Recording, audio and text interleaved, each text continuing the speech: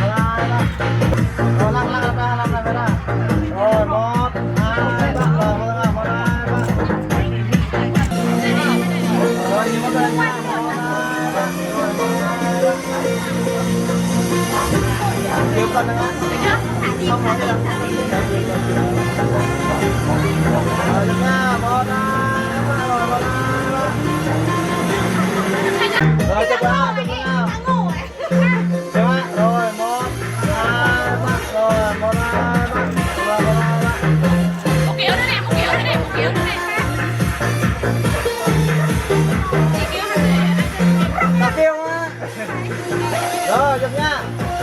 Rồi 1 2 3. Ok. 1 2 3.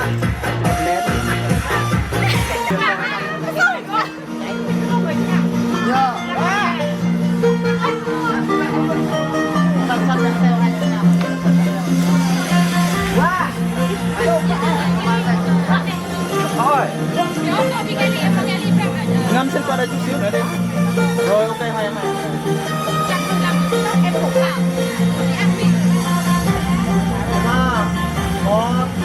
Một, hai, ba.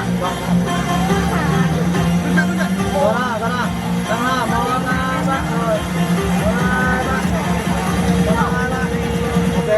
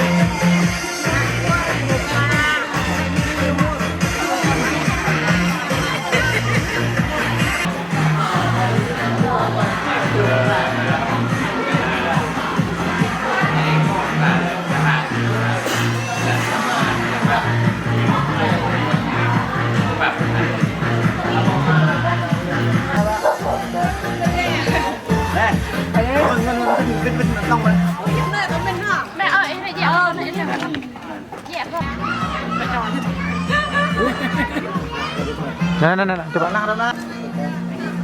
Bông này ạ. Con sang thở ta dùng cho mình đấy. Rồi, 1, 2, 3, đầu ra, 1, 2, 3. Mày cho ta lắc mình mà. Chơi chứ lắc luôn, chơi chứ lắc luôn. Này chứ lắc cho phải con khinh cho hạp khinh. Đừng ạ, chấp đừng ạ. Chơi chứ lắc luôn đi, anh mày mày lại nữa. Tôi chỉ làm vào tao vậy, tôi làm coi chứ gì. Đó, có lăng mà. Rồi, 1, 2, 3, tao 1, 2, 3. Rồi, 1, 2, 3, tao rồi, 1, 2, 3. Đây cả.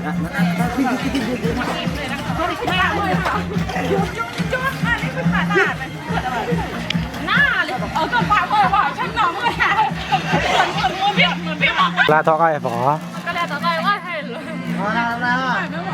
Đừng ạ, rồi, 1, 1, 2, 3, tao rồi, 1, 2, 3.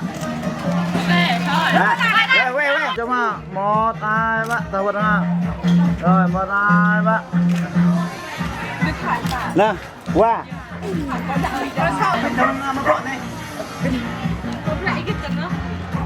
Nhập bên nâng năm gọn rồi.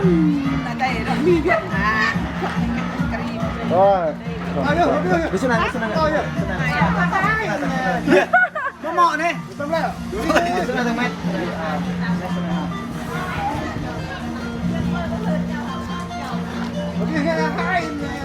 Rồi, nào ra. 1, 2, 3. Tao vào thứ 2 rồi. 1, 2, 3. Và hôm nay có một điều hạnh phúc lớn nhất của Bí Ngân và bé Sina. Có thể nói hôm nay Bí Ngân và bé Sina là người hạnh phúc nhất, bởi đây cũng chính là ngày kỷ niệm đặc biệt trong đời của Bí Ngân cùng với bé Sina. Ngày cách đây 20 và 23 năm trước là ngày Bí Ngân và bé Sina đã cất tiếng khóc chào đời trong vòng tay thân thương của mẹ và tình yêu bao la của cha. Để rồi hôm nay Bí Ngân và bé Sina đã khôn lớn và trưởng thành. Kính thưa quý vị khách quý thân mến, trong khoảng thời gian ấy là những chuỗi ngày hạnh phúc nhất của Bí Ngân và bé Sina. Và hôm nay niềm hạnh phúc ấy được nhân lên gấp bội lần bởi người xung quanh bé Ngân và bé Sina là sự hiện diện của tất cả những người thân yêu, thân thương cùng với cha mẹ của bé đến chung vui và chúc mừng sinh nhật bé Ngân và bé Sina trong buổi tiệc chiều ngày hôm nay. Và ngay bây giờ không để cho quý vị chờ đợi lâu hơn nữa, xin mời quý vị chúng ta hãy hướng ánh nhìn của mình về phía cổng chính và cùng dành một tràng pháo tay thật là nồng nhiệt để cùng chào đón nhân vật chính của chúng ta, được không ạ? Xin quý vị chúng ta hãy dành một tràng pháo tay thật là nồng nhiệt.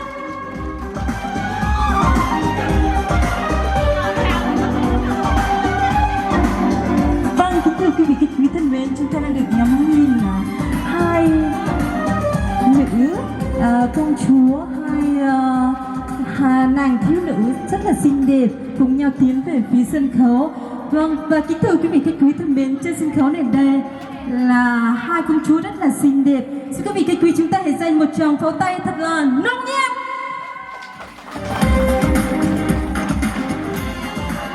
Ngay bây giờ chúng ta sẽ cùng được nghe những lời phát biểu, những lời chia sẻ cảm xúc của hai bé cùng với người thân, cùng với ba mẹ trong buổi tiệc chiều ngày hôm nay. Đầu tiên thì xin mời bé Sina. Không sao, để bây giờ.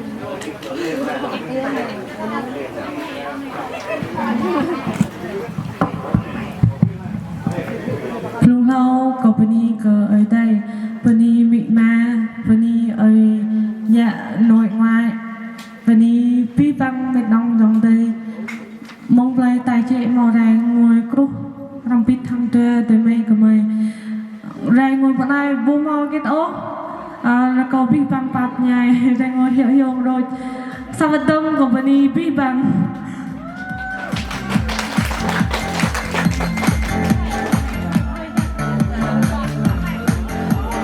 Penny mọi lô phía mẹ nhóm một tele với nhau Penny cơ ma bị cơ nhiêu Penny cơ ấy dạ mệt năng kinh tế cơ dứt cơ nhiều cơ nhiêu này ngoài rồng cơ nhiều ở mang lắm đấy cái lẽ sinh nhật cơ nhiêu mọi Sina là toa xa thun mọi Ngân là toa bạ thun ở bên ta bắt tay ngang prong rip rip sao vẫn tăng hai bia Penny kau bisa ambil panjang telo peni kemak rekau dah kemak tapi negara orang ne ta đến với chiếc bánh kem để làm nghi thức là thổi nến và cái bánh sinh nhật.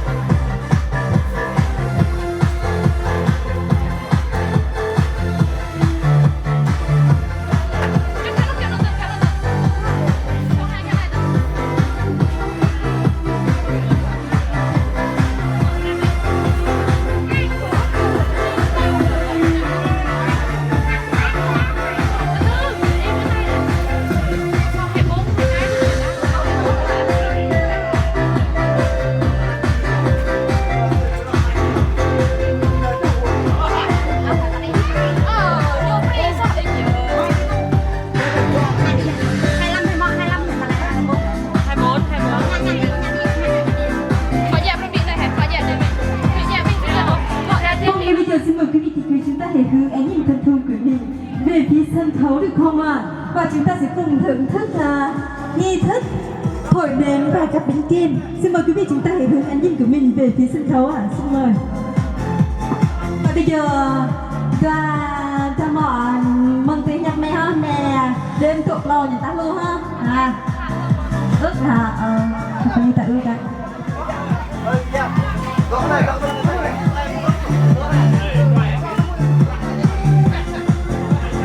Rồi biết cho ta, mình nói dân tư ơi, ta biết ta làm không đây hay bia. Sa, ba, go.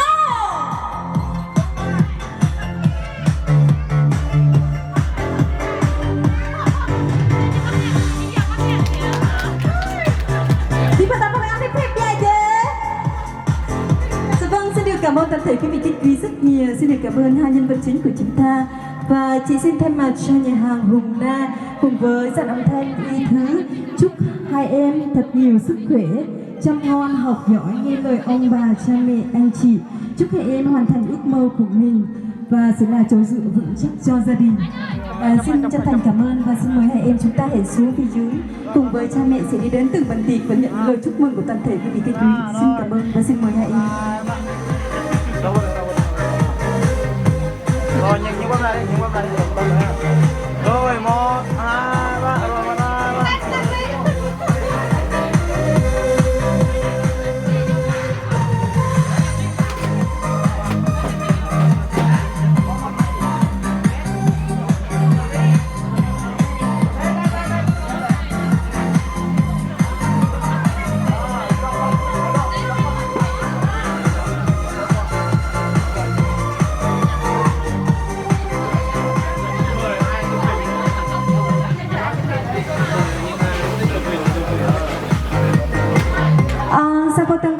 Yang ta le tang di bin rup tham mang tuan mo le ta di lepas nak sengkau le ta bin rup. Baik. Rồi ok. Rồi tao có tengah. Kalau kau sang apa mi mana mo le tadi depan nak le. Jangan kau lưu giữ hình ảnh tại dấu đất mà ăn mang lăn le pre kau mo sini mo ngon kunyo mà ăn tại dấu cái đây taki kunyo. Kalau kau mi mana mo le. Ok.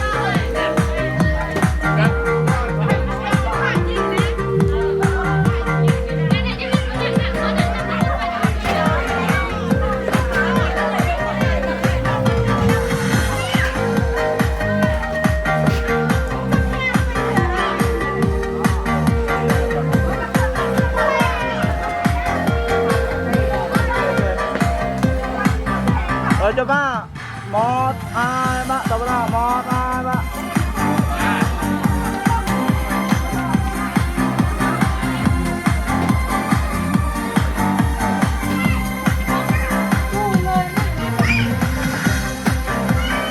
Xin cảm ơn đại gia đình chúng ta rất nhiều. Xin cảm ơn hai nhân vật nhân vật chính của chúng ta. Bây giờ xin mời hai em chúng ta hãy xuống phía dưới trở về ban danh dự và cùng đại gia đình của chúng ta sẽ đi đến từng bàn tiệc và nhận những lời chúc mừng của toàn thể quý vị khách quý.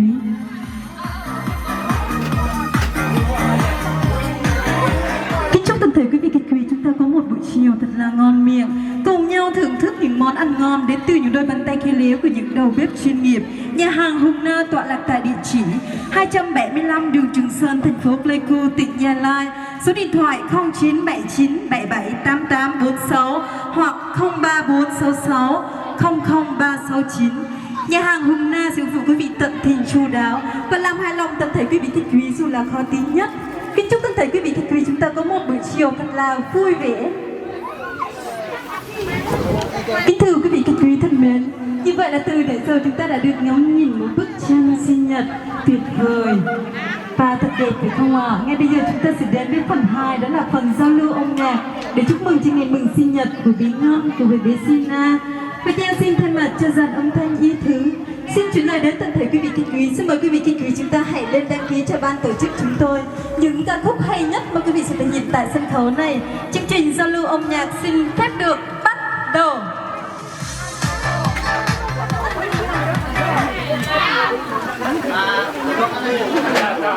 Sư Vong mở đầu chương trình giao lưu âm nhạc thì em xin được thể hiện một ca khúc Dẫu Có Lỗi Lầm. Xin mời toàn thể quý vị khách quý chúng ta hãy cùng thưởng thức và lắng nghe.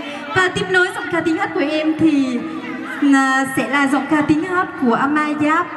Xin mời Ama Giáp chuẩn bị ca khúc của mình nhà. Xin chân thành cảm ơn.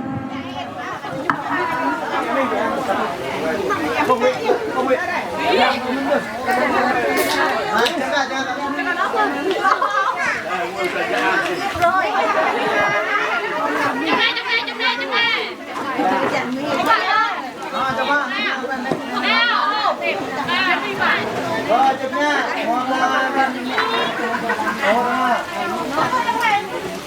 Chụp nha. 1 2 3. Chụp rồi.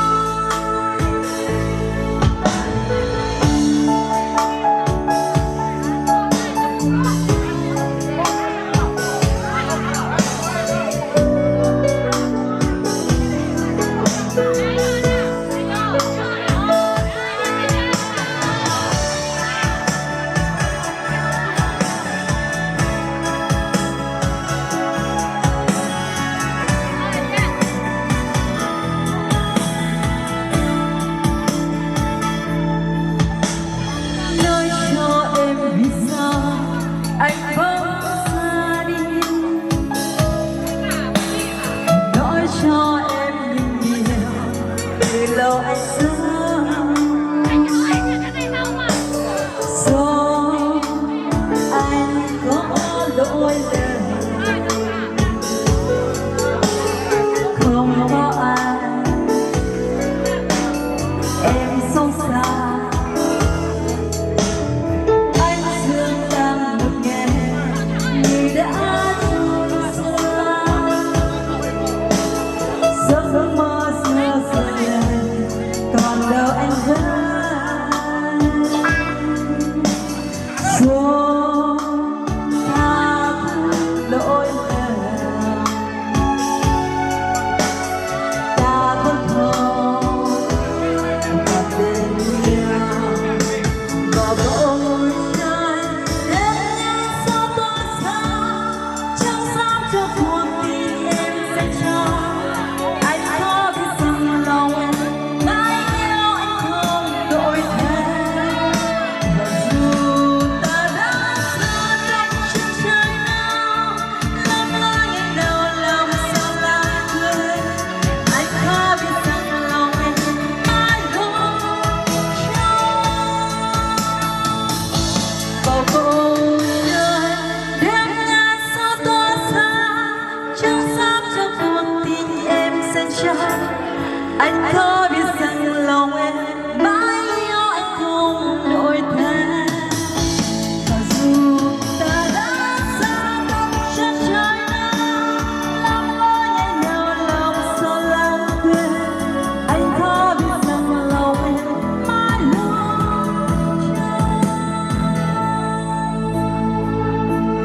anh có biết rằng lòng em mãi luôn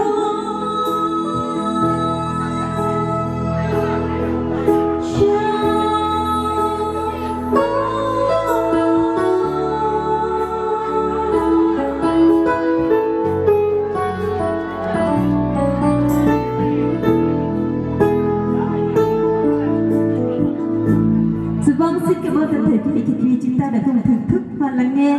Và quý vị ơi, chúng ta hãy dành một tràng pháo tay cho âm thanh của tụi em được không ạ? Dạ vâng, xin cảm ơn quý vị rất là nhiều. Và tiếp nối giọng ca tiếng hát của em thì xin được mời tiếp đó là giọng ca tiếng hát của Amazap. Xin mời Amazap trở về phía sân khấu thì có khúc của mình, xin mời. Ngoài lời chúc cho hai con luôn xinh đẹp và sức khỏe dồi dào và may mắn trong cuộc sống. Và góp vui một bài hát tối hôm nay chúng xin gửi đến một sáng tác của Phi Ưng, Em đẹp như hoa lặng.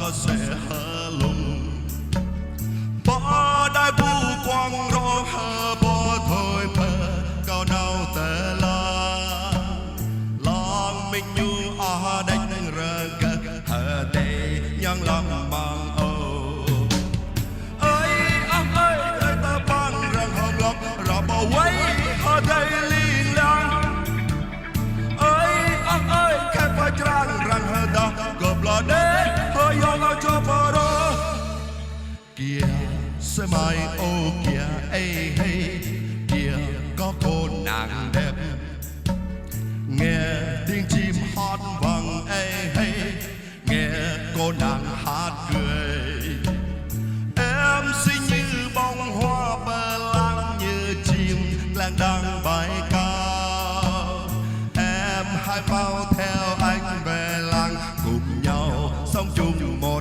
nhà có em bên anh cùng nhau sống vui tươi em ơi em vui em cười cùng nhau hát nhịp xoan đêm trai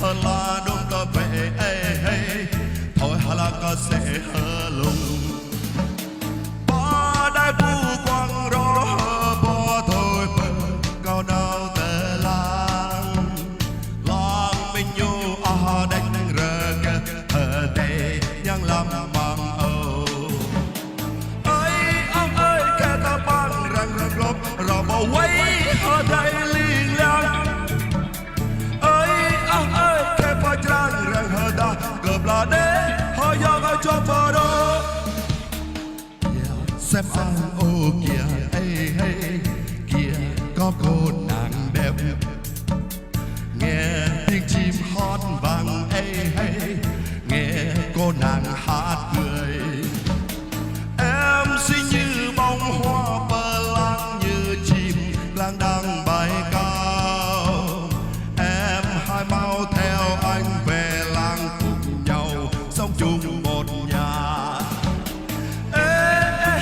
có em bên anh cùng nhau sống vui tươi em ơi em vui em cười cùng nhau hát nhịp xoan đêm trăng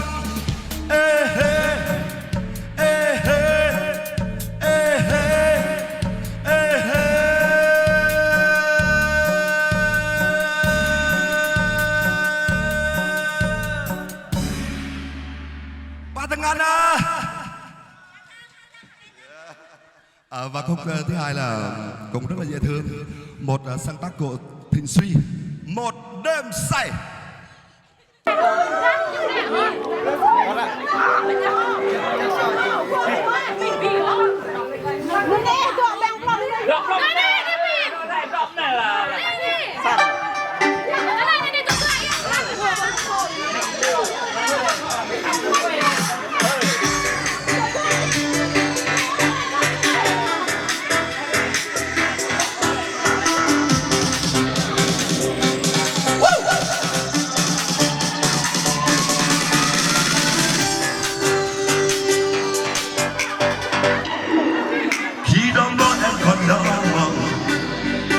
Em muốn nói em yêu khi men còn trong hơi thở lại gần hôn anh đi khi con tim không còn chen đầu khi hai má em hay em nói em phải tiếc đã lại gần hôn anh đi lại gần hôn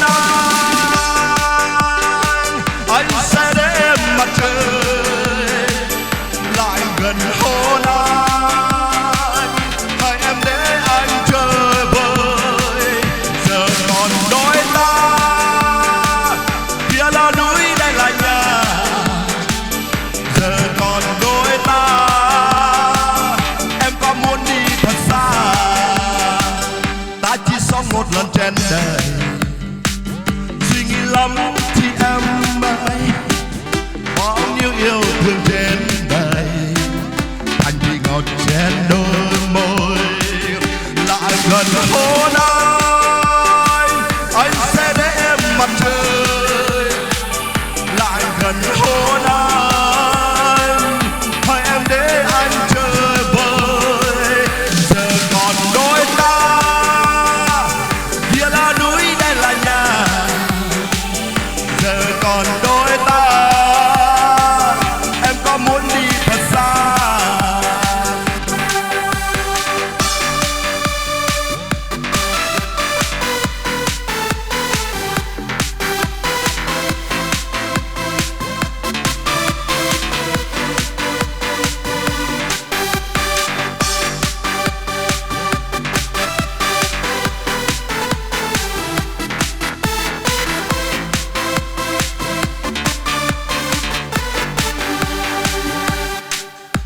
đôi môi em còn đỏ mọng em muốn nói em yêu anh tim em còn trong hơi thở lại gần hôn anh đi khi con tim không còn chen đầu khi hai má em hay em nói em sai tiếng đà vậy lại gần hôn anh đi lại gần hôn anh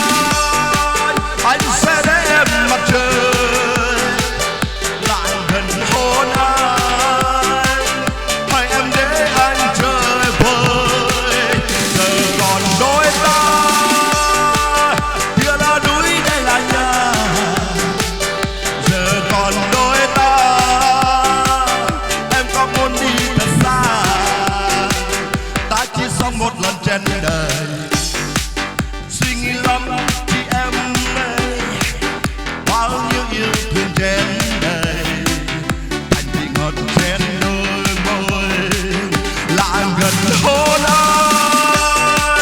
anh sẽ để em mặt trời lại gần hôn anh hãy em để anh chơi vơi giờ còn đôi ta kia là núi đây là nhà giờ còn đôi ta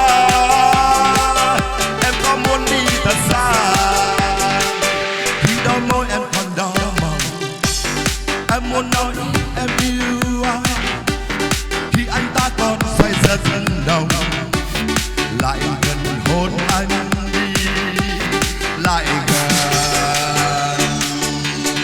hôn anh đi.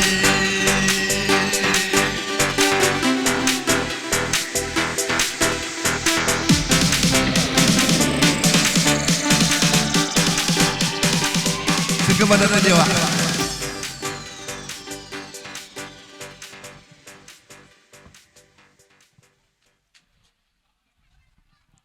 Dạ vâng, thật là hay, thật là tuyệt vời phải không ạ? Xin được cảm ơn giọng ca tiếng hát rất hay của một nam ca sĩ đó chính là Ama Giáp cùng với hai ca khúc thật là tuyệt vời để gửi tặng đến ngày mừng sinh nhật của bé Ngân cùng với bé Sina trong buổi tiệc chiều ngày hôm nay. Và xin quý vị chúng ta hãy dành một tràng pháo tay thật là nồng nhiệt cho Ama Giáp được không ạ? Dạ vâng, xin cảm ơn quý vị rất nhiều. Xin được cảm ơn giọng ca tiếng hát rất hay của Ama Giáp rất là nhiều. Và tiếp nối giọng ca tiếng hát của Ama Giáp thì em xin được mời tiếp giọng ca tiếng hát của Mõ Uy. Xin mời Mõ Uy trở về phía sân khấu ạ. Xin mời Mõ ạ. Mõ đâu rồi?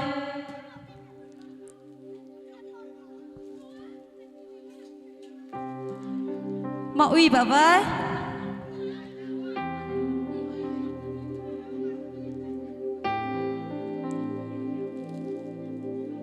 Mõ Uy ơi, tên đi bọn anh đi tạo gần này. Anh lại như đó hiểu như lại chú phân đi đi lại thôi tên đi rồi bọn này.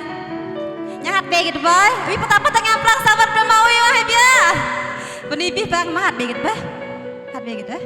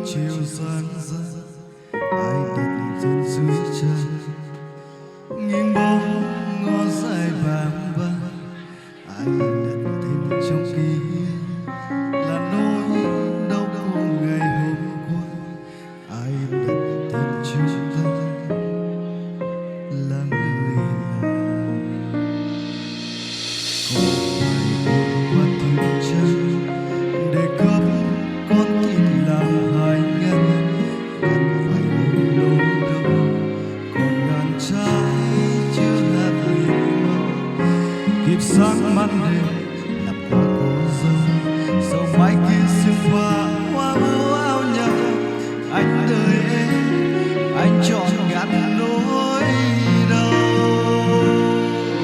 ngày hôm ấy em đi trong mơ thế nhưng lại quên tim không khóa để trong mưa lăn la hỏi thăm đến bao trộm kia chẳng ngày em đi theo cơn mơ ngâu về chim lá cái không phải tìm sâu ai đông ai đến hết bao giọt sầu hỏi mùa thu đang du miên man mỗi năm mùa rơi bao chiếc lá vàng có biết ở đây nào không có là nào trong như lá hơi dịu bóng ai hơi dịu bóng bình minh chưa hết có phải tìm sâu vì người người ta đã đi lấy chồng.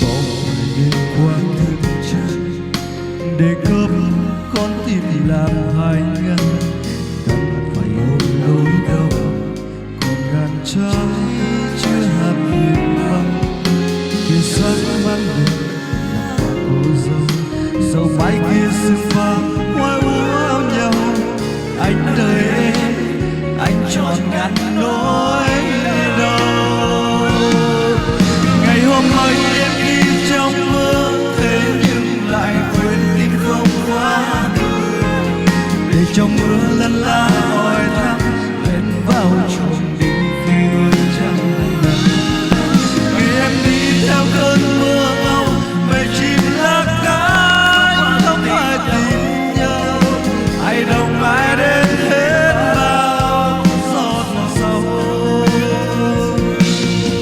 hỏi mùa thu đang du miên man mỗi năm mùa rơi bao chiếc lá vàng liệu có biết ở đời nào không đó là nào trong như lá hơi dịu bóng ai hơi dịu bóng bình minh chưa hết tôi phải tìm sâu vì mai người ta đã đi lấy chồng ngày hôm ấy em đi trong mơ thế nhưng lại quên tim không khóa cửa để trong mưa lăn la hỏi thăm lên vào trộm đi khi ước chăm nằm ngày em đi theo cơn mưa ngâu bầy chim lá cái không phải tìm nhau ai đông ai đến hết bao giọt sầu hỏi mùa thu đang du miên man mỗi năm mùa rơi bao chiếc lá vàng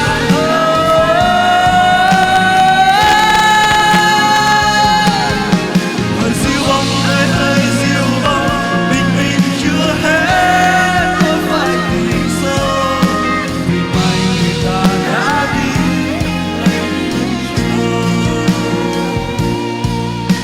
vì mai người ta đã đi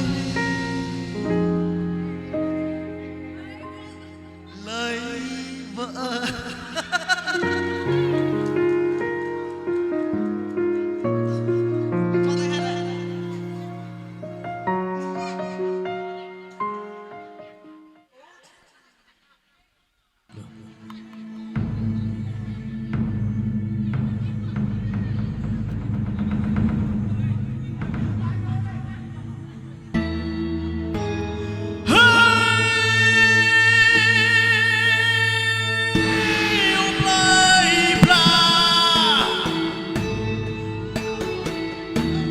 hơi buồn lắng hãy lắng nghe lời kể chuyện già là lời kể chuyện ngày xưa chuyện ngày xưa.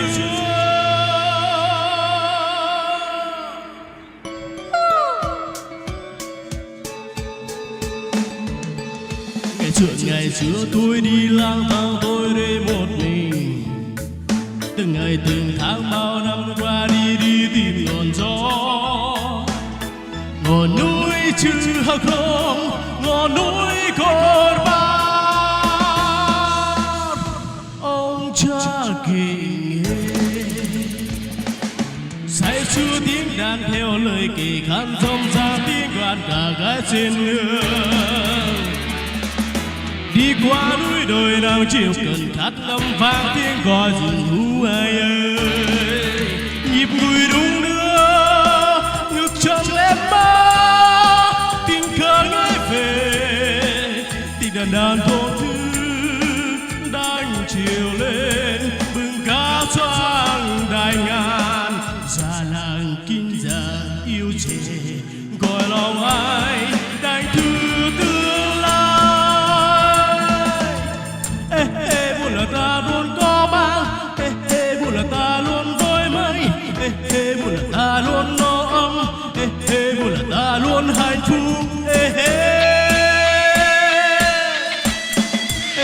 Buồn là ta luôn có mang, buồn là ta luôn đôi mây, buồn là ta luôn no ấm, buồn là ta luôn hạnh phúc.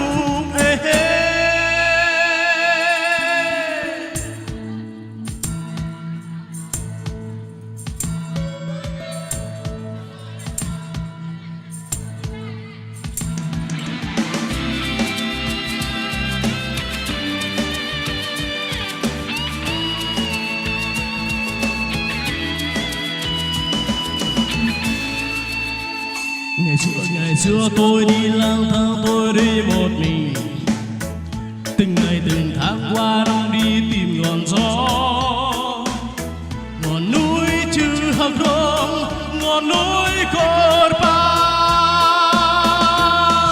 Ông cha kể nghe say sưa tiếng đàn theo lời kể khăn râm ra tiếng ca rừng núi trên đường.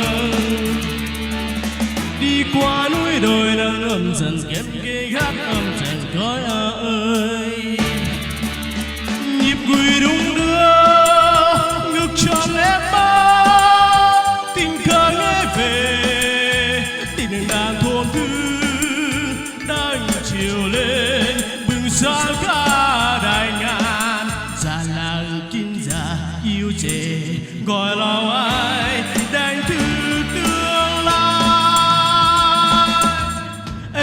Buồn là ta luôn có mang, buồn là ta luôn đôi mây, buồn là ta luôn no ấm, buồn là ta luôn hạnh phúc. Buồn là ta luôn có mang, buồn là ta luôn đôi mây, buồn là ta luôn no ấm, buồn là ta luôn hạnh phúc.